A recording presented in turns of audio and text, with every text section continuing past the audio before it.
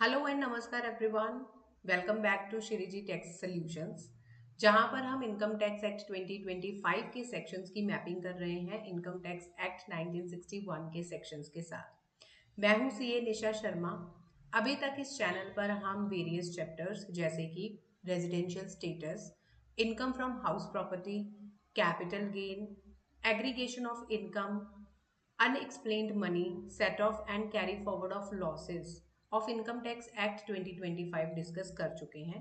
आज हम profit and gains from business and profession जो है उसको डिस्कस करने जा रहे हैं, which is again very important one. Here I just want to make a thing clear that previous Income Tax Act 1961 में जो सेक्शंस कवर करते थे पीजीबीपी के चैप्टर को, वो 28 से स्टार्ट होते थे और 44 पे कंप्लीट हो जाते थे, यानी कि 16 सेक्शंस वर देयर। बट अब जब हम इनकम टैक्स एक्ट 2025 की कवरेज की बात करें तो पीजीबीपी का चैप्टर सेक्शन 26 से स्टार्ट होगा, यानी कि चार्जेबिलिटी सेक्शन सेक्शन 26 है, और खत्म होगा 66 पे, यानी कि 40 sections are there to cover profit and gains of business and profession. तो हम इसको एक ही वीडियो में पूरी तरह से कवर नहीं कर पाएंगे, it is not possible. So I will be trying to cover PGBP in 3 parts. अगर आपने अभी तक मेरा चैनल सब्सक्राइब नहीं किया है तो आप कर लीजिए, ताकि आपको आने वाली इंपॉर्टेंट वीडियोस की नोटिफिकेशन अपने फ़ोन पर टाइमली रिसीव हो जाए। Let's start this chapter. Likewise capital gain, जो मैंने अपनी प्रीवियस वीडियो में डिस्कस किया था, मैंने पीजीबीपी के लिए भी एक एक्सेल तैयार की है जिसमें हम इनकम टैक्स एक्ट 2025 के सेक्शंस और इनकम टैक्स एक्ट 1961 के सेक्शंस साइमल्टेनियसली रिलेट करके पढ़ेंगे, सो दैट आप प्रीवियस सेक्शंस के अकॉर्डिंगली न्यू सेक्शंस के कंटेक्स्ट को और उसकी प्रोविजंस को भी समझ पाएं।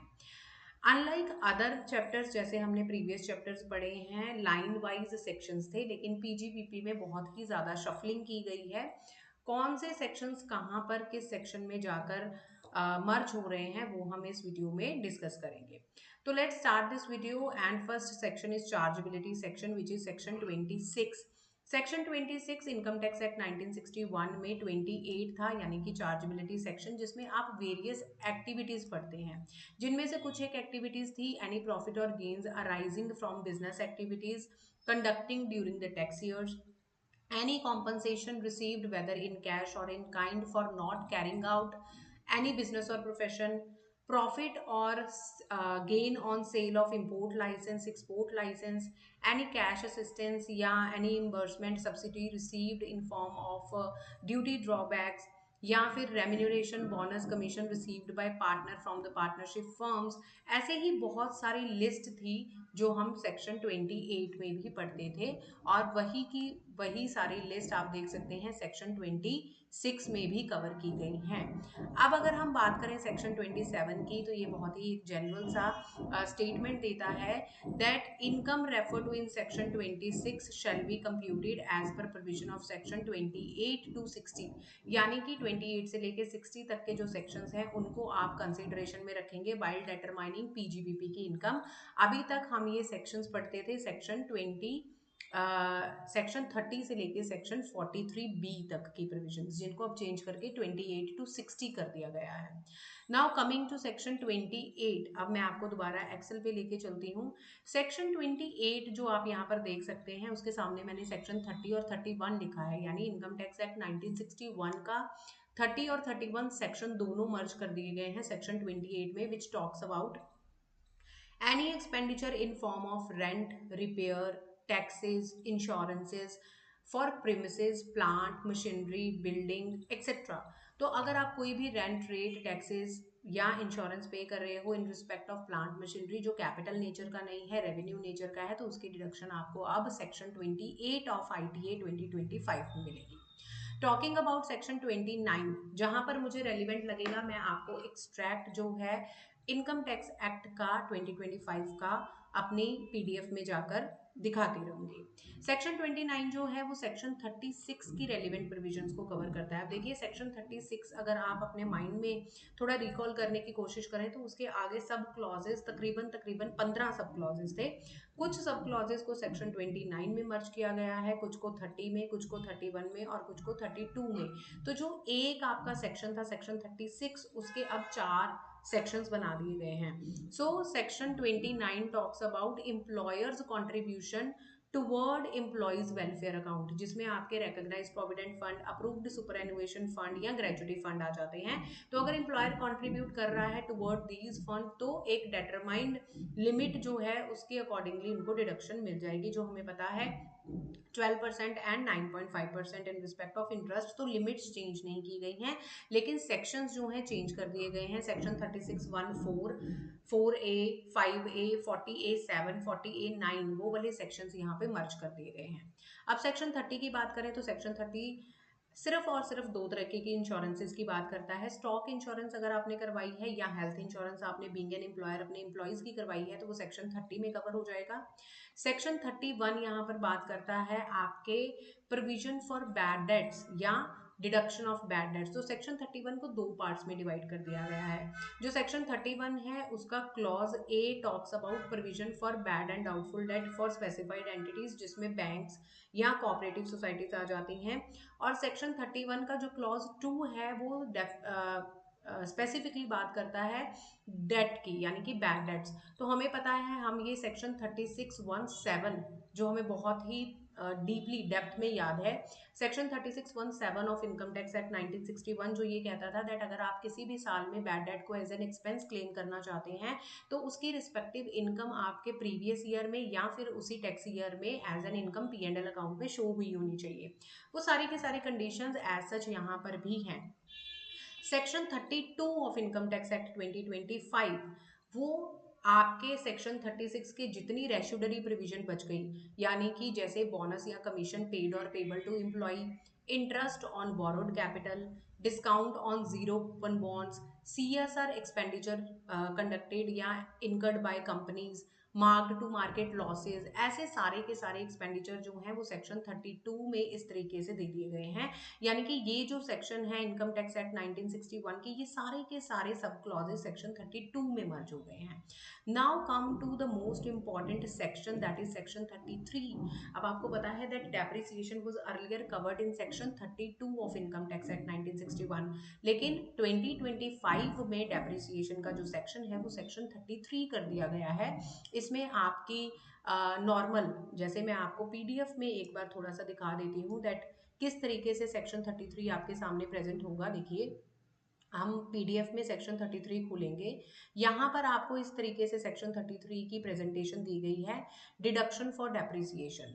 तो ये जो ऊपर वाला पोर्शन है इसमें बात की गई है दैट किन जो एसेट्स हैं टेंजिबल और इंटेंजिबल एसेट्स उनकी आपको डिडक्शन मिलेगी। सेकेंड पैराग्राफ में आपको बात की गई है दैट अगर आप generation of electricity, manufacturing, distribution of power के बिजनेस में इन्वॉल्व है तो SLM मेथड आप पे लगेगा। थर्ड जो आपका सब क्लॉज है उसमें बात की गई है कि डेप्रिसिएशन की जो अमाउंट है, डेप्रिसिएशन की जो परसेंटेज है वो WDV पे लगेगी, अदर देन जिसकी सबसेक्शन 2 में जो बिजनेसेस बताए गए हैं उसको छोड़ के उसके अलायदा जो बिजनेसेस होंगे WDV मेथड लगेगा।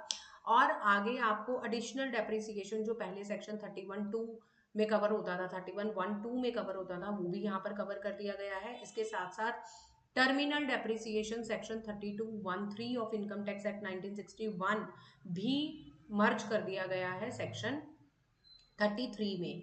इसके अलावा जो सेक्शन 33 है वहां पर आपको ये कहा गया है दैट अगर आप 180 डेज से कम में एसेट यूज करते हैं तो जो डेप्रिसिएशन रेट होगा उसका 50% आपको अलाउड होगा as a depreciation expense. Now coming back to Excel section 34 की अगर हम बात करें तो जनरल डिडक्शन का जो सेक्शन 37 था इनकम टैक्स एक्ट 1961 में वो 34 हो गया है इनकम टैक्स एक्ट 2025 में। तो बेसिकली आपका कोई भी ऐसा एक्सपेंडिचर जो ऊपर वाली लिस्ट में कवर नहीं हुआ है फ्रॉम सेक्शन 30 टू 33, वो आपका 34 में कवर होगा। यानी ऐसे एक्सपेंडिचर अगर वो पर्सनल नेचर के नहीं है, कैपिटल एक्सपेंडिचर के नेचर के नहीं है, या प्रोहिबिटेड बाय लॉ नहीं है, या आपने कोई ऐसा expenditure in respect of settlement of proceedings initiated under any law नहीं किया है, तो आपको सेक्शन 37 में जनरल डिडक्शन मिल जाएगी। अब आ जाइए section 35 of income tax act 2025, जो अपने अंदर section 40 of income tax act 1961 cover करता है। अगर आपको याद होगा तो सेक्शन 40 में हम टीडीएस की प्रोविजंस की बात करते थे। एनी एक्सपेंडिचर जो आपने रेजिडेंट को पे किया है या नॉन रेजिडेंट को पे किया है, उसके ऊपर अगर आप टीडीएस नहीं काटते हैं तो नॉन रेजिडेंट के केस में 100% डिसअलाउड है, और रेजिडेंट के केस में 30% of expenditure would be disallowed. ये लिखा गया था सेक्शन 40A(I) और 40A(I)(A) में। तो ये वाले जो सारे के सारे आप लिस्ट देख सकते हैं, 40A(I)(IA), 40A(2), 40A(3), 40A(4), वो सारे के सारे सेक्शन सेक्शन 35 में चले गए हैं।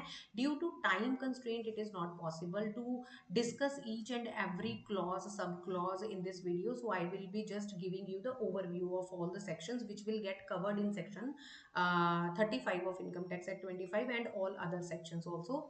अब आएंगे section 36 of income tax act 2025। Most importantly आपका जो फोकस होना चाहिए वो ये होना चाहिए, अपने पास आप नोटबुक रखिए, पेन रखिए।